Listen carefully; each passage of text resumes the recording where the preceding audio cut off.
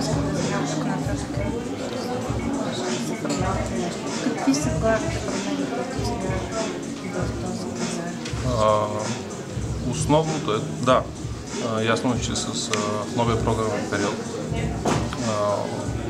подпомагането, което ще бъде за директното подпомагане на площ, което ще бъде, това ще е на много ясен и точен географски принцип, а не общо за едно землище.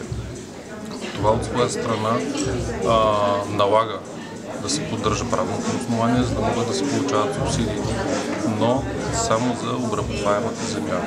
Знаем, че има няколко милиона декара, които са неразработени към момента, вече може би над 20 години.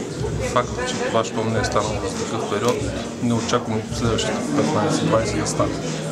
Така че земята като земя, да, това е един актив, ценен, но тази обработваема земя. Всичко друго, което е извън легитимния слой, извън физическите блокове, то не подлежи на подпомагане и неговата стойност е много ниска. А за вторичен пазар? За вторичен пазар забелязва се вече продажби на цели бизнеси. Имаме доста предложения в тази посока, което също само от себе си говори, че наистина има сериозно обхващане на пазара и всеки един от нас, които инвестират в сектора, трябва да се съобрази с него.